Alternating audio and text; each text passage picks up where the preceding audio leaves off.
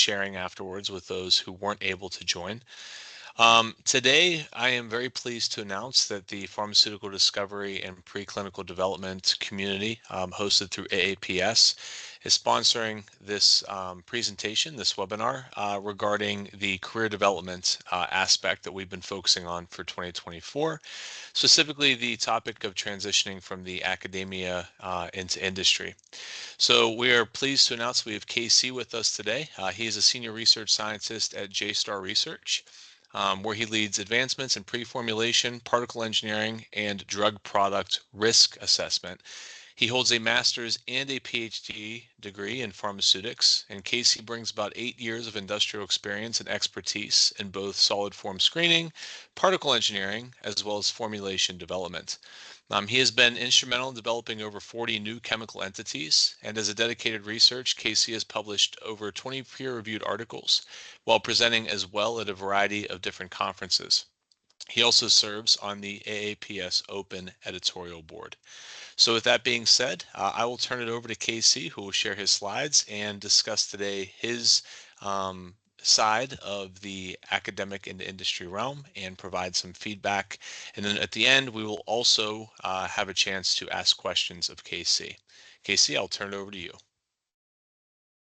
Thank you, Bo. Good morning, good afternoon, everyone. My name is Kaushalendra, as Bo mentioned already.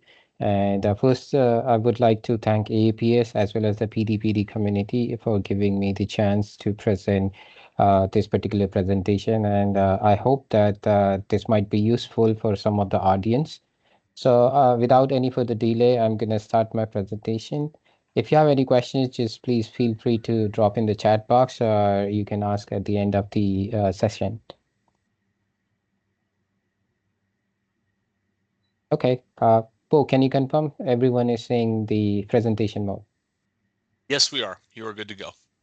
Okay, again, thank you, everyone. And I'm going to start directly for what we are doing today here in this particular webinar. So this is about the getting some information or the insight from the person working in industry, how to transition from academic to industry, and what is the industry looks like, right? So a little bit about me. My name is Kaushalendra Chaturvedi. I'm known as Casey for most of my fellow colleagues here in the United States. I do have a PhD in pharmaceutics and drug design and a MS in pharmaceutical analysis and a bachelor in pharmacy. In my current role, I'm working as a senior research scientist 3 at G-Star Research, which is in New Jersey. In my current role, I'm with G-Star for more than about 5 years, and I work on drug substance as well as the drug product end. That leads to in last 5 years, I have contributed to more than 50 new chemical entities. That includes a few of the proteins and few of the peptides as well. What are my expertise and why I do work in drug substance and drug product is because I do have a pretty good fundamental understanding and experience with the material science, crystallization, and the formulation development. The core strength which I developed through my academic journey as well as from the industrial experiences, the solid form screening, pre-formulation, and the drug product risk assessment, which is a very common drug product risk assessment and the formulation development for the folks, those who are doing their PhD or the masters in pharmaceutics. What are the developed skills which are developed while working at G-Star is the co-processing technology and the particle engineering. This is something new which I learned and developed my interest, and I think I can say that I have some good experience with these technology and the approaches. Overall, I did publish about 21 research articles, 3 review articles, 4 book chapters, and I did present it in the different conferences, including AAPS as well as AICHA. Okay, going back to the time. So I completed my bachelor in pharmacy from Pune University, India, completed in 2009. And I got the government scholarship to do my master's. So I continued my education and did my master's in pharmaceutical analysis from Pune University, graduated in 2011. November 2011. So from 2012 to 2014, I was preparing for GRE TOEFL exam. At the same time, I was working in the industry as well. So I briefly worked in a pharmaceutical company where I was working in quality management department in the parenteral formulation development. And then I also worked as a medical writer to get some experience how actually the drug development as well as the clinical development looks like. So that was a quite good experience for me. I would say it gave me a larger picture. It's not about only the development, but actually what happens once you have the drug product or once you have the clinical compound, right? So that was very informative. That led to me to apply for PhD, and in 2015, I started my PhD in pharmaceutics at Long Island University Brooklyn campus. I stayed there for about 4 years. March 2019, I completed my PhD. But during my PhD time, I worked as a research assistant, which it's like quite common. Like when you are applying for a PhD, especially in the United States, you have to find a university where they have the grant and they can support for your full scholarship, right? So I was working as a research assistant in Natoli Institute for Industrial Pharmacy, led by Dr. Rutesh Dave.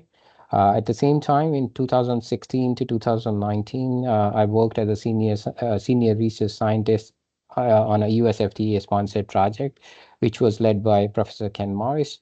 2018, I did a short internship at Ferring Pharmaceuticals, and March 2019, I graduated. From 2019, I started working as a senior scientist too at J-Star Research, and till today, I'm still with the J-Star Research. Okay, what I do at G-Star Research, being a senior research scientist. So basically, as I mentioned, I work on a drug substance as well as the drug product end, right? So from the drug substance end, I do work on a crystal form screening and the pre-formulation studies. I develop the lab scale crystallization, filtration, and drying processes, leading the co-processing technology to tune the powder properties. This is more directly directed towards the oral solid dosage form. And then lastly, the selection, processing, and optimization of the powder materials for a specific application, right? So drug substance is basically you are trying to, so from the synthetic perspective, once the chemist gives you the X API is formed in the lab, right? So most of the time that API comes out as a powder. But this is coming out from the chemistry department, right? So they don't care about, I won't say don't care, but the properties, powder properties of the crystal shape, size, and how it's gonna filter, what is the drying. It's not much of a time given to these properties to optimize these properties. So here at JSI Research, that's what we do on the drug substance end. So we get the compound from the say X company or the chemist department. We work on that compound to find out the different polymorphs. What are the different polymorphs? If there is any thermodynamically more stable polymorph present in the environment, or it's going to come out sooner or later, that's going to impact the drug product performance. So that leads to the crystal form screening and the pre-formulation studies. Once we have these, the initial idea, or I would say some good information about which is the thermodynamically more stable form, we take that form into the crystallization process, because we are not making at the larger scale, right? We are not making a few grams of the API. It has to be developed in a robust process way so that you can reproduce same material at the larger quantity as well. So there we develop the lab scale crystallization processes. Now imagine if you are making only 10 gram of a material. It's not drying faster. You can just pour it into larger filter dryer and you can dry it. But now if you are making say 10 kg, you cannot just expand the size of a filter, right? So there we have to optimize the filtration and drying process that leads to the properties of the drug substance. And co-processing technology is it's not exactly new, but now companies are working on this particular technology extensively to tune the powder properties to enable the direct compression. What is the drug product? And drug product is basically the final formulation which is going for the patients, right? Or even for the, you can say start from the preclinical studies to the clinical studies. So that's the drug product. It may have the excipient or may not have excipient in early stages, but overall, when you're looking at the commercial formulation, so this is the API plus the excipient, which makes it drug product. So in drug product, I support the formulation prototyping to develop the phase appropriate formulation that includes preclinical stages to up to phase two. At the preclinical stages, not much time is invested in developing a very good formulation because in preclinical, what we are looking for the highest possible uh, concentration of the drug going into the bloodstream in preclinical studies, right? So most of the time, these are powder in capsule or maybe even the liquid formulation. But as you move forward to the clinical stages, now you need to have some good formulation, which you can get the data and bridge these data for the phase two onwards. Develop the ASD formulation. So that's basically, I think most of us know that what is ASD. It's amorphous solid dispersion. We use the spray drying and the co-precipitated amorphous dispersion technique. So co-precipitated amorphous dispersion technique, it's basically going towards the working in the drug substance lab. So you end up using the EasyMax, Optimax, like a lab scale reactor to the larger scale reactors. So that's what it is, co-precipitated amorphous dispersion. It has some advantages over the spray drying, but again, you have to weigh in what you want with the process. The last one is the adsorption methods. Adsorption methods primarily we use for lipid formulation as well as for enhancing the flow properties for the poorly flowing APIs. Granulation, which is quite common, but we use moisture or the solvent activated granulation methods. Dry coating, common unit operation for the particle size reduction includes the jet mill, hammer milling, and the co-milling. And the leading the drug product risk assessment. So what is the drug product risk assessment? That's, I think, some of you guys have a question about that. So drug product risk assessment is like, making sure that we have the crystalline form. Our API, if our drug product has a crystalline compound, then we have to make sure that the crystalline form remains same. It does not change to different polymorph over the period of time, as well as the chemical stability and the dissolution performance should remain same. Otherwise, during the shelf life, if the any of these properties changes, that's gonna create an issue for down the line. So that's why the drug product risk assessment it goes side by side with the pre-formulation activities, and it's one of the very important tasks. And I'm very happy that in my current organization we have an independence to carry out some independent research work to support the innovative R&D projects, so we can get the publications. So during my time at JSTAR, I published 2 research articles, 1 review article, 4 poster presentation, and gave 2 talks. It includes the AAPS as well as the AICHE and CPHI. So these are the snapshots which I put at the bottom of this slide, where you can see left-hand side is basically the paper which we published recently on the co-processing technology, and the right-hand side, what you see is basically it's the AICHE conference presentation, which was done in collaboration with the one of the big pharma company. And another 2 work which we have published, the right-hand side is the computational and experimental screening. So this is the publication which we have done in 2 years back, and it's published in Pharmaceutical Research. This particular work mainly goes towards the early solid form screening experiments, so finding the lead crystalline form, which is the best crystalline form to move forward for the drug product assessment. Going back to further in my doctoral time, so as I said, from 2015 to 2019, I was a PhD student at Long Island University, and I was working with Dr. Rutesh Dave, Professor Ken Morris, and Dr. Simon Bates. So during your PhD, obviously the major part is your PhD dissertation work. So this is what it is. But I would suggest or highly recommend for other graduate students just not to rely on only one project for your PhD.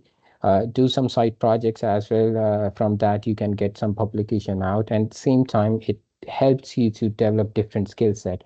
And certainly, it might come handy during your job search. So what was my doctoral dissertation? So it was the modeling of adhesion in tablet compression at molecular level using thermal analysis, molecular simulation, and compaction simulation. The hypothesis was pretty straightforward. So what we hypothesized is that the intermolecular interaction between drug molecule and the punch phase is the primary cause to start the adhesion. And if we rank order these adhesion during the tablet compression, it should correspond to the energy of these intermolecular interaction. The application at the end of this particular PhD work, what was the application for this work? It provides the viable screening method to assess the drug sticking propensities. So basically, you don't have to go in the lab and make 1,000 tablets to know that if I'm gonna see the sticking or not. This particular method helps you to identify which particular type of tooling could be useful in a particular case of a API to avoid the tablet sticking. The techniques which I use is DAC, TGA, which is the thermal analysis, molecular modeling. I use the Material Studio from BioVia, and the compaction simulator because you can get the information at the molecular level, but you have to bring it to a real life scenario as well. So that's why I use the compaction simulator because we were compressing pure API. We published this work in Molecular Pharmaceutics in 2022. At the same time, as I said, it's good idea to focus on your PhD work, but at the same time, if you have given opportunity to work on different projects, different side projects, so that's always very useful because the reason why I'm saying it helps you to develop a different skill set. Especially talking about if you, I never used the dissolution in my PhD thesis, right? But during USFDA project, I did use the dissolution as well as the HPLC extensively. So what was the USFDA project which we work on? The aim was to generating high quality data and developing analytical strategy to inform FDA CDR policy in drafting database guidance. Developed and executed dissolution performance tests for over 20 drug products from 3 different companies. From each company, we took 3 different lots. As I mentioned, the techniques which we have used is the dissolution method development. So we use the fiber optic dissolution, and we tested the immediate release as well as the modified release formulation, and the tablet physical mechanical property evaluation, as well as the high performance liquid chromatography to find out the content uniformity between the lots, between the companies as well. Overall, this led to the 3 different publications and to poster presentation. So the first publication is published in JPBA, where we proposed the protocol to develop, validate, and troubleshoot in situ fiber optic dissolution system.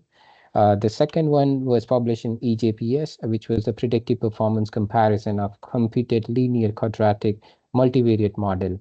So this is mainly going towards the statistical analysis for the data which we have collected from the dissolution and the HPLC. The last one was recently published. It is published in International Journal of Pharmaceutics. It's a continuation of the second article, which was published in EGPS.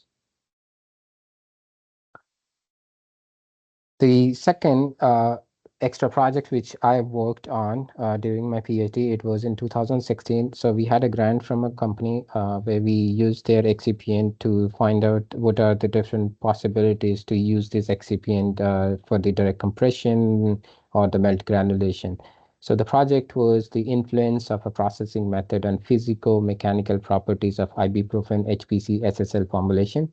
Aim was to investigate the influence investigate if I change the processing method, if I go from a direct compression to melt granulation, right? Can I use the same HPC SSL or not? So that was the whole project about it. And we did publish this in Pharmaceutical Development and Technology. The second one was investigating the impact of a manufacturing and formulation factors on the compactability of the acetaminophen tablets using Heckel and multivariate analysis. So overall, it led to two research article, two poster presentation, and the techniques which I used: high shear granulator, roller compactor, hot melt extruder, particle size analyzer, FT4 powder rheometer, milling, compression analysis, gas picnometer. Now, all of these techniques which I just mentioned, I didn't use them during my PhD. So this was a good part for me to work on this project. At the same time, when I'm getting the publication out of this project, I'm developing a skill set from different equipments as well as the instruments, which comes handy down the line. So other projects, I did work on different other projects, so I'm not going to talk about much on those, but our lab was funded by the Natoli Engineering, so we did have the tableting course. So in tableting course, I was the instructor for the dry granulation for the roller compactor. So that was one of the very good thing which we got as an exposure from Natoli Institute. That was a very good experience because you meet different people. Those are coming from the different background, different industries. Some of those were from nutraceuticals, those were from pharmaceuticals. So it comes very handy and gives you the perspective from a different industry, especially when you are a graduate student, you're looking for the job. Then it's always a good idea to get some information, like how the nutraceutical company works, what are the job possibilities, how the pharmaceutical companies work, what are the different departments, if my skill set matches for this department or not. So these are good things. 2018 March, I did work as an intern in Ferring Pharmaceutical. I worked on a brand product that was the technique was the microencapsulation. So the idea was to develop a formulation which was colon targeted delivery. So the techniques which I used during my internship was the microencapsulator from Buki, normal microscopy, particle size analyzer, rheometer, contact angle measurement, and the viscometers. So that was the about the material formulation part during my academic time. Now moving on to the material science aspect. So I did work on the material science lab, which was the Lackman Institute of Pharmaceutical Analysis, led by Professor Ken Morris. So the first project which we did was the contribution of crystal lattice energy on the dissolution behavior of eutectic solid dispersion. So this particular project was completely directed towards the material science aspect of it.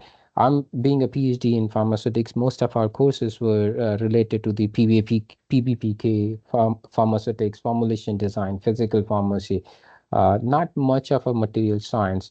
So this was a good way to get hands-on experience on the instruments or the techniques or the fundamental understanding for the material science area. So that led to the one publication and one poster presentation. The publication is in ACS Omega. Some other projects I worked on with one of my colleague from my PhD school. He's working with me here in JSTAR as well. So the project, these two projects also were related to the solid state chemistry, material science aspects of it. So we did use the narrow therapeutic index drugs such as levothyroxine sodium pentahydrate and warfarin sodium 2-propanol solvate to find out to study the solid form changes and its impact on a solid state as well as the chemical instability.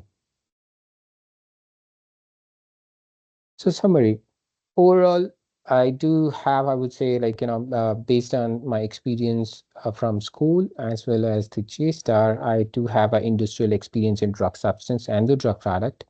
Uh, the experience at the JSTAR from drug substance helped me to understand the different aspects which can impact the drug product performance. So it does help you to, give you some insight if you're working on a drug substance, if the how the property should be and how it's going to impact the drug product. That helps you to basically accelerate the development if you know the insights. uh, I worked on solid forms screen studies. As I mentioned, like I worked on more than 30 projects where the aim was to find out the different solid forms or the crystalline form for a given compound. Uh, and then the crystallization co-processing technology. expertise in pre-formulation, formulation prototyping, drug product risk assessment, and the formulation development for explicitly for the oral solid dosage form, not that much of a parenteral or the liquid dosage form. So that was about my journey from academic to the industry.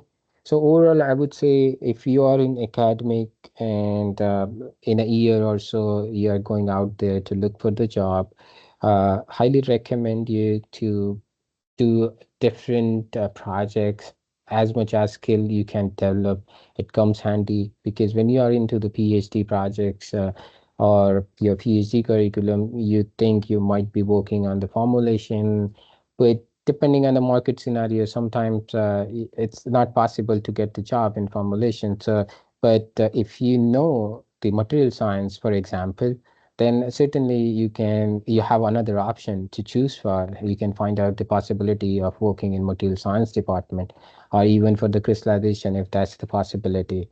There are three main things I would suggest for all the graduate student is that this is I got from my professor. There are three most important things. The first one, if your school is very good, that's very good. If your professor is known in the field, that's very good. Third, your social networking. So these three things are very important for you, especially when you are in your academics and you are looking down the line in a year or so to find a job.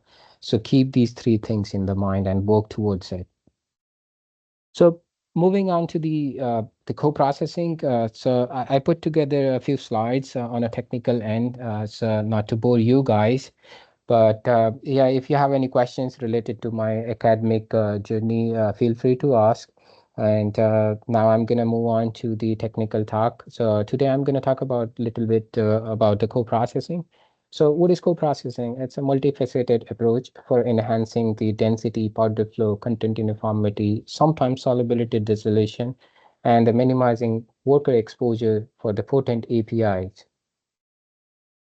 Agenda for this technical talk is I'm going to give you the brief introduction about the drug substance and drug product properties, how they are interrelated. What are the traditional approaches to improve the material attributes and the challenges associated with it? Co-processing as an universal solution, then the case study, and lastly, the summary. So the interface between the drug substance and drug product. Majority of time, we see only drug substance properties and the dosage or the drug product properties, right? But behind the scene, there are a lot of different things which can influence these properties. Like, for example, if you are looking for the drug substance properties, so your API has a good bulk density, good mechanical properties, good solubilities, good solid form, which is thermodynamically stable, or even the phase purity. So you have to think about the different processing parameters in the drug substance manufacturing, such as volumetric productivity. What is the filtration and drawing time cycle? How's your crystallization process? Does it help you to reject the impurities, or it leads to the formation of impurities? So these are the different processing parameters which influences the drug substance property.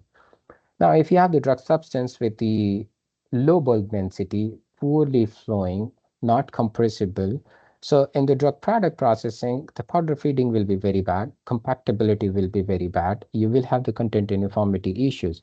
So that's how the drug substance properties are related to the drug products. Certainly, there are different ways to improve these, such as commonly used are like, use different types of excipients, granulation technique, but overall, it comes to the point that the poor flow properties or the poor intrinsic properties of the drug substance are causing the problem, right?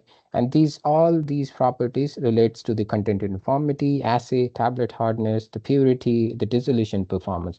That's why it's always good idea to have some understanding of the bridge between drug substance and the drug product. If you extensively work on drug products, you have no understanding of the drug substance, then you have a limited view. So, but if you have some experience with the drug substance, how the crystallization is done, what is the solid form, how's the phase purity, how the solubility is influenced. So certainly it helps you to develop a formulation or develop a process for the drug product, which could be more robust in downstream processes. Introduction. So solid form selection and the particle engineering. So the solid form selection, you can see the arrows in the blue shade, the intrinsic solubility, mechanical properties, crystal shape and size, particle size distribution, and surface energy. With the particle engineering, right? Particle engineering doesn't really affect the intrinsic solubility per se. Yes, someone can say that it does, but it's not the intrinsic, but it's the kinetic solubility. Such as if you have the micronized API, then obviously it's possible it may have a higher solubility than the non-micronized API, right? But that's not the intrinsic solubility. The dynamic solubility will remain same, right?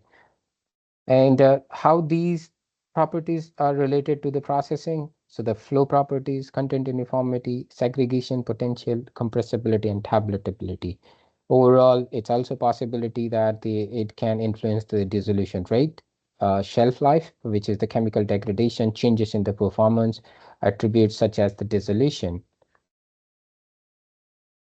What are the different traditional approaches which is being published and commonly used are the selection of appropriate crystal form. So basically, if you have a poorly flowing powder property which is coming out from the API, say if it's a needle shape, you can develop the process where you can change the morphology of your API without changing the polymer. The second one is you can go for a hydrate or the solvate formation, but that not like it's possible it may impact the pharmacological response because it's going to affect the solubility of your API. The third, salt and co-crystal, widely used, especially if you have a poorly soluble API. So if you have a free base, you can make the salt with the free acid, right? And vice versa. That will help you. That will help at there are cases where even making the salt did not improve the solubility. So the possibility is the go for the amorphous solid dispersion. But majority of time making salt does work. But if you don't have an ionizing species, so you cannot make a salt, then you can target for the co-crystal. The next one is the crystallization process parameters. So these are different process parameters by which you can control the particle size as well as alter the morphology of the crystals. So that is the rate of supersaturation relief, temperature, concentration, solvent system, and the mixing parameter, wet milling, seed size, and the quantity. So these are all related to the drug substance end. Lastly, the spherical crystallization. It's an emulsion-based crystallization process to generate the spherical agglomerate. But it's not that easy process because it's an emulsion-based. Larger the reactor, the mixing is going to be very critical because you need to have a uniform globule size to make a spherical agglomerates. So it's not that easy process though. But all these approaches are towards the drug substance. So what are the current challenges with these processes?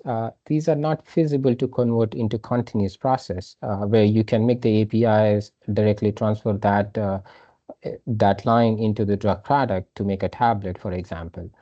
Another evolving class of pharmaceutical materials that do not exhibit properties of well-defined crystalline material. It's possible you might have a poorly crystalline material or even the amorphous material. With ever-increasing understanding of biological system providing novel biological targets, and the pharmaceutical industry is developing new molecular entities with different modalities. What are different modalities? So basically, it's not going to follow the Lipinski rule of five, as well as majority of compound coming out in the market, or not in the market, but in the discovery, the potent and the high potent compound. And these compounds are not handled in the normal lab. They are toxic, such as the toxicity limit is 10 microgram per cubic meter, or sometimes it's 1 microgram per cubic meter, right? So it has to be handled very properly. So these are the current challenges and how one can approach to these problems with a solution. So the universal solution which is possible is the potentially more universal route to optimize the API properties, either if it's a crystalline material or material with no crystalline phase or the poorly defined crystalline phase, involve the incorporation of the non-active component, which is your excipient, during the particle formation and or subsequent isolation or during the drawing to provide the co-process API. Co-process API is defined as the drug substance manufactured in a drug substance facility. It's not done in drug product. And that contains the API in addition to one or more non-covalently bonded non-active components. They differ from salts, solvates, and co-crystals. Co-process API differ from salt, solvate, and co-crystal. It's because the API and the non-active component, they do not exist in the same crystal lattice. So basically, the excipient is not gonna make any kind of intermolecular bonding or the complete return transfer with your API. So they are not gonna sit in the same crystal lattice. So your solid form is not gonna change. The ability to tailor the API physical properties has the potential to add a layer of robustness to the drug product manufacturing processes. This is primarily talking for the oral solid dosage form. So say if you have a needle-like morphology, poorly flow powder, then if we can make the spherical agglomerate, that's going to flow better, and you can directly take that powder into direct compression without doing any granulation. There are different co-processing routes, mainly divided into four different categories. The first one is crystallization or the precipitation of API or the non-actives. That's where the co-precipitation comes. At the end, it's possible you might have a crystalline or the amorphous API, depending from where you started. The second one is additive mediated crystallization of the API. So this is primarily recrystallizing your API in the presence of an excipient. In that case, the physical state of the API in your end material will be crystalline. Carrier particle. So carrier particle is basically using something like mesoporous particle, using the adsorption, confinement, or the ion exchange technique. In that case, it's possible you might have a crystalline, amorphous, gel, or even sometimes liquid state of your API.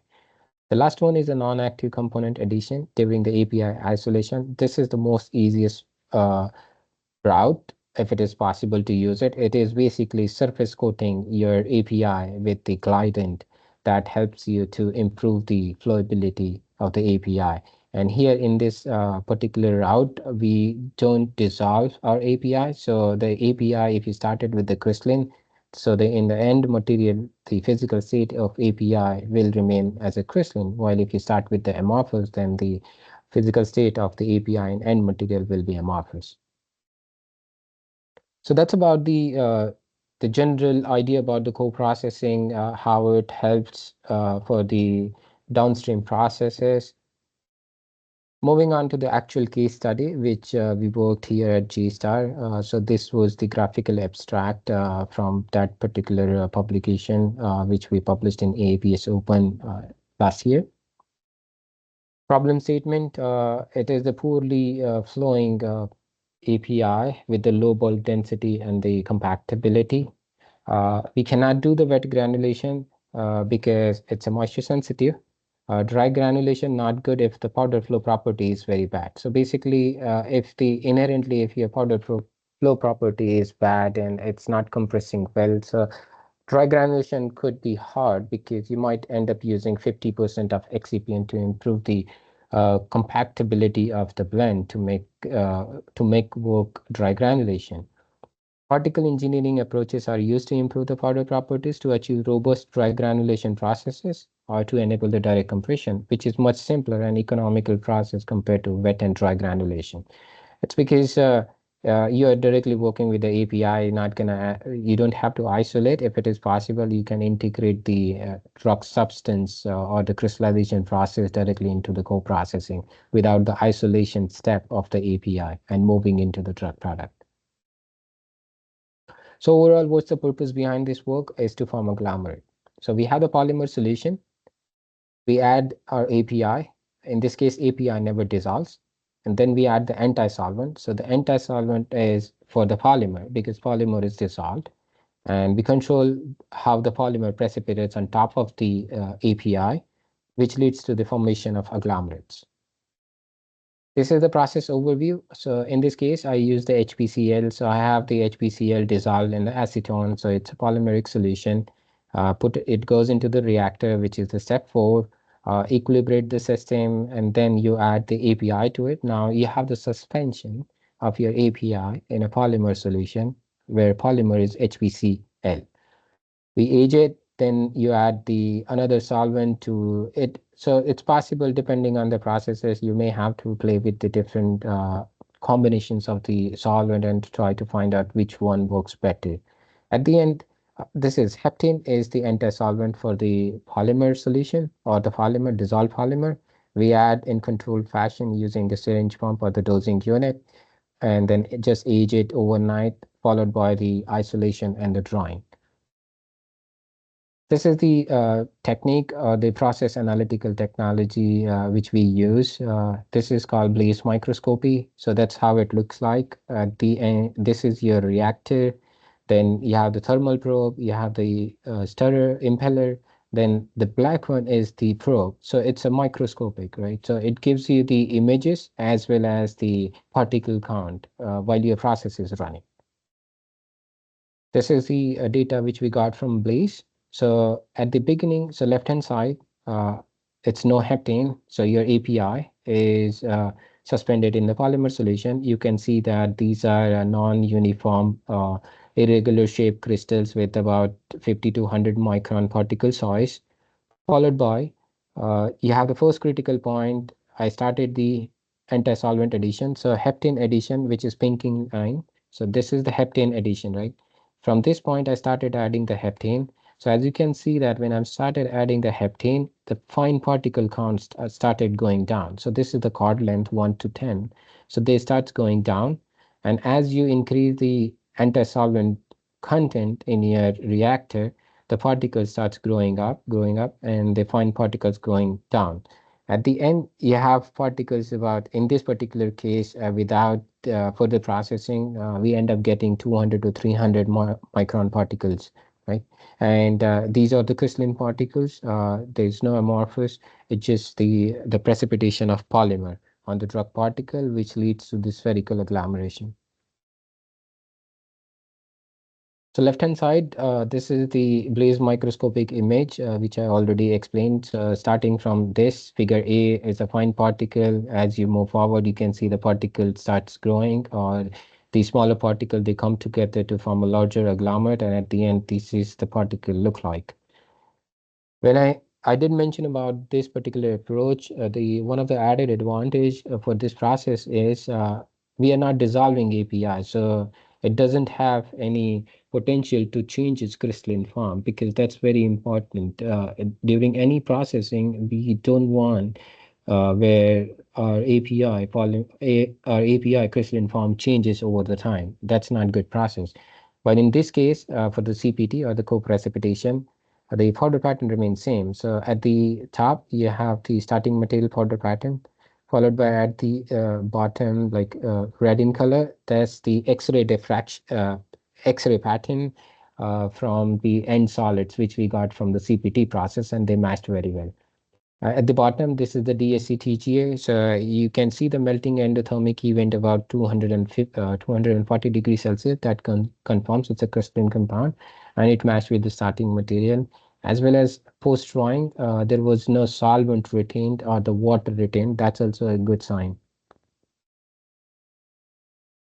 I'm going to skip this one. This is basically to control the particle size, because when we are doing the CPT, you're going to generate the particles. Those are like 200 micron, 300 micron, and it may not be useful. So we use the rotastator or the wet milling to control the agglomerate size.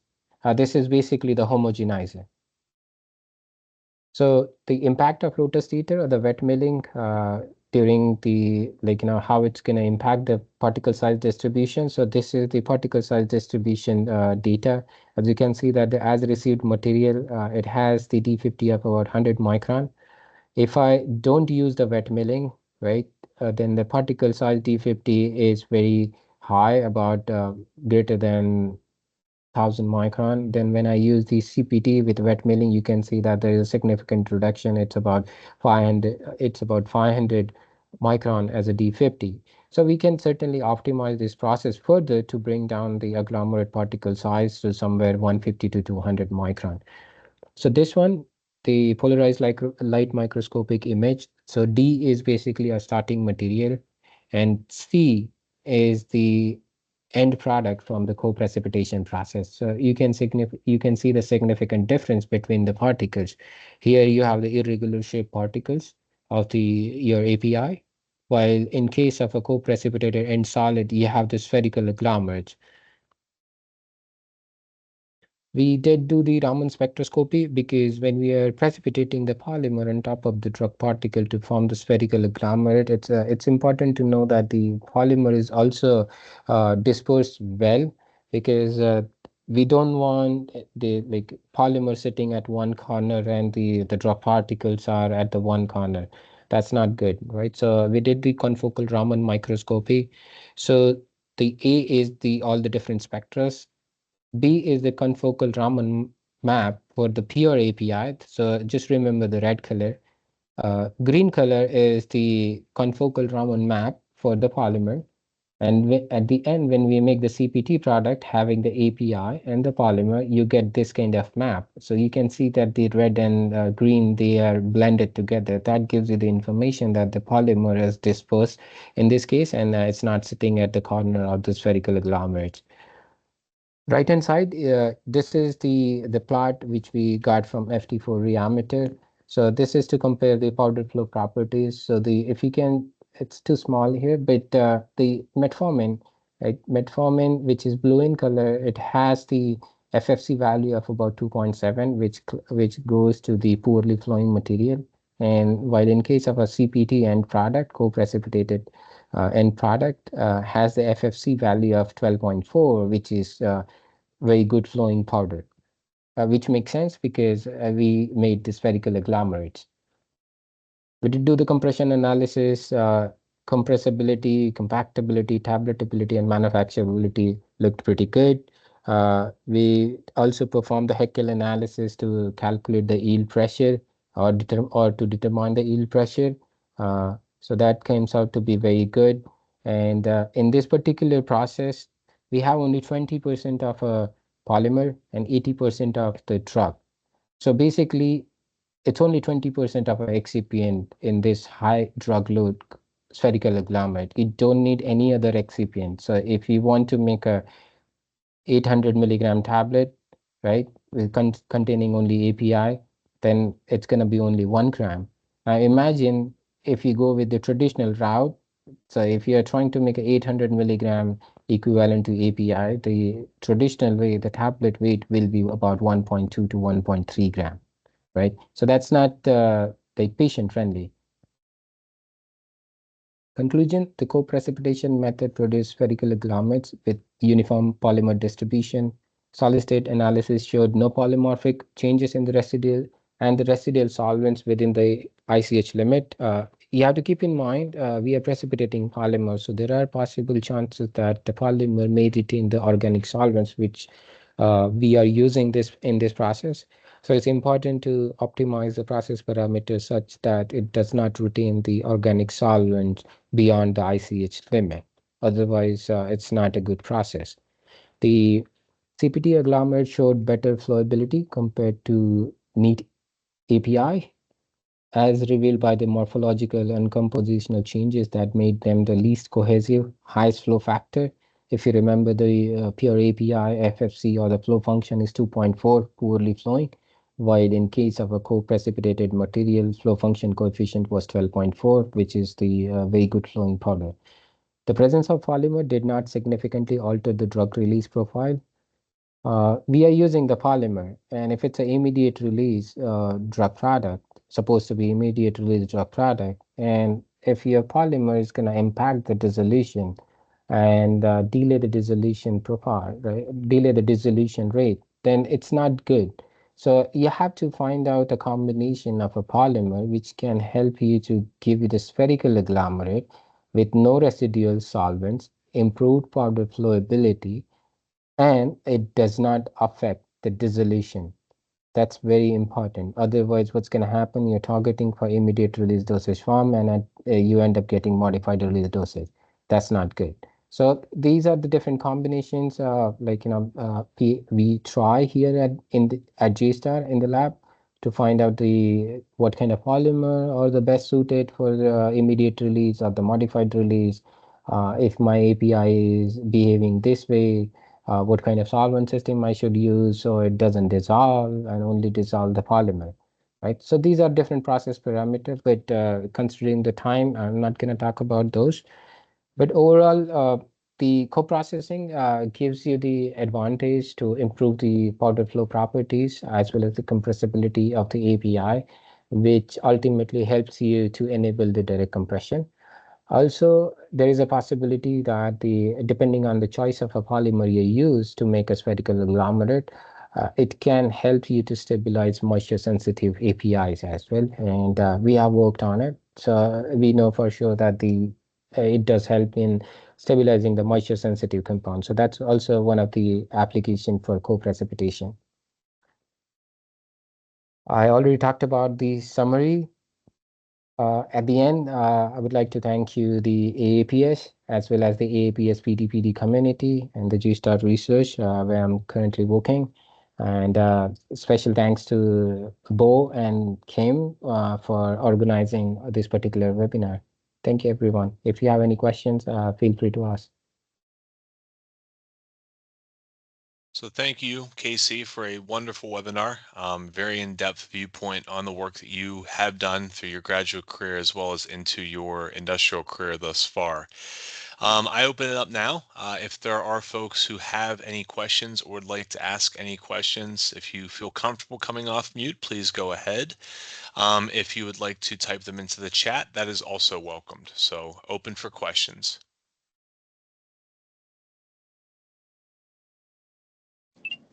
Hello, my name is Nadine. I'm from the Ohio State University. Thank you for this amazing webinar. It's really like insightful, and thank you for the presenter. You really like give us good tips. I just have one question for your academic journey and what you've done before landing in this job. We usually in like the graduate program like do kind of small experiments here and there. Might not be like very proficient in one skill. So how do we feel comfortable when we apply for jobs saying, yeah, yes, we've done that before. Maybe we're not expert, but we can learn. And how like industry do training for like applicants that yes they have experience but they are not like excellent in a skill, for example. And thank you again. Yeah. Uh, Thank you, Nadine, and I appreciate uh, putting good word for the this particular webinar. Yeah, it's a valid question, I would say, because when you are in the graduate program, you don't have that much freedom to work on different projects, to utilize the different techniques, right? But I would say when you're applying for the job, right? If you look at the job description, right, you find out what kind of a technical skill sets they are looking for. And if any of, like, if you say the technical skill set matches, right, certainly you can approach it and you can put in this way, right? Majority of time, the initial round of interviews, uh, interviewer, what they are looking is your adaptability and your understanding behind this particular area. That's what they are looking, because they also have a information that you're coming out from the school and you may not have the possibility to use all these required instruments. So what they are looking at, are you keen to learn these things? Have you really worked on this even at, like, a certain extent, right? Like, if I never worked on amorphous solid dispersion, right, I'm not gonna say that, oh, I can work on amorphous solid dispersion, because the interviewer will, he'll he or she will be like, okay, from your resume, it doesn't look like you ever worked on any project. But say, even if in the graduate school, I worked very briefly on one of the projects which involved the amorphous solid dispersion, now that gives you the some good impression to the interviewer, because what he's going to look, oh, you have the understanding and you did work at certain extent in your graduate lab. So I think that's how you should, like, one should be approaching if you're looking for X or Y job. Yeah, that's actually what I meant is like, like we don't have that freedom to like really excel in one thing sometimes. Yeah. We might be a part of a collaboration project or like something that we worked on but not extensively. So how that would like sound like in an interview. But like it's good to hear that they wanted to know that yes, you have some experience and you're adaptable, you can learn, and yeah, that's reassuring. Thank you. Yeah, that's very important because, and the other important aspect is if one person is going for a PhD, I would highly recommend to publish the work, because when you go out for the job, interviewer being a PhD after your name, they look for the information that what kind of posters you presented in conference, have you published any research article, because having a research article during your job application gives you the very positive impression, because that gives the information that, oh, you have understanding about the research, how to carry out the research, how to write the research, right? So that's what they are looking for in a particular candidate in the company, right? Yeah.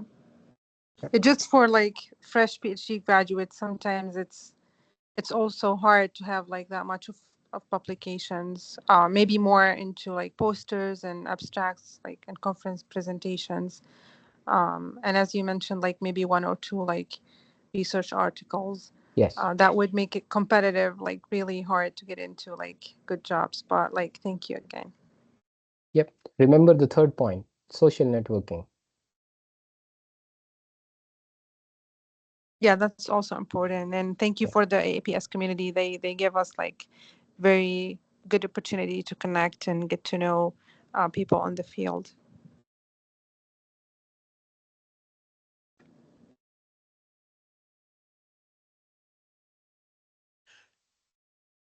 Casey, a question from me, Mhm. along the lines of Nadine's question, concerning your transition from your academic into the industry. Um, what was the biggest challenge that you wish you could go back and tell yourself in that process? What would you like to have known more about? What ways would you have better prepared yourself as a fresh PhD graduate to facilitate better success at the outset for interviewing and applying to jobs? Okay, it's a tough question, but I'll try to answer it honestly. Uh, so first of all, for me to transition from academic to industry, I was fortunate. At least for my first job, it was not that difficult because when I was doing my internship, right? So my current boss, he was there and he saw me kind of work I was doing, and as I said, like, the senior people, right? We think that they are expecting 100% out of it, every single aspect of it. No, like these people, those who have 30 plus or 20 plus years of experience, what they look like, how you're working, what kind of work you're doing, right? So he kind of offered me, like, before graduating, come here and give the interview and let's see how it goes, right? So I won't say it was very tough. I was fortunate, but to answer your question, when I was applying for my PhD and when I joined my PhD, I was pretty clear about a certain aspect that I'll try to get at least 4 publication by end of the PhD. That was very clear goal in my mind because it's very important, and that's why I did not rely on only my PhD dissertation. Because what happens if you rely on only PhD dissertation work? That takes about 3 to 4 years to complete, and then you go for publication, so you are out already there and till the publication is pending. So that's why if you do 1 or 2 side projects and get publication from that, so before the graduation you have few publication on your name, so that certainly helps. That's how it helped me to get the internship, and fortunately it gave me the chance to get myself introduced to my current boss. Thank you. I appreciate that answer, Casey. In closing here, if are there any other questions? We could potentially have one room for one more.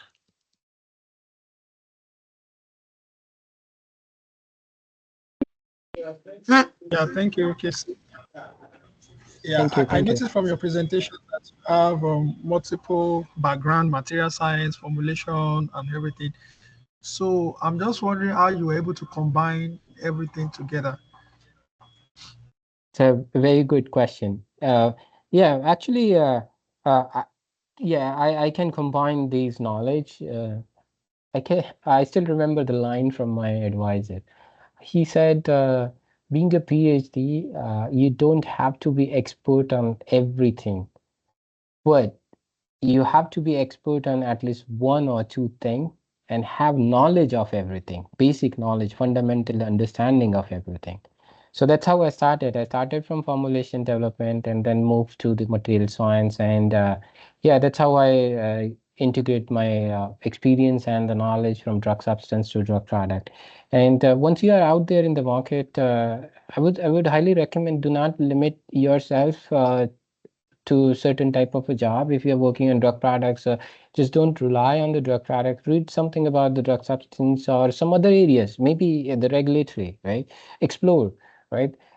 Because if you read it, it's never going to be wasted, right? It might come handy down the line in your next interview or maybe in your current job itself, right? So just don't limit yourself into one department.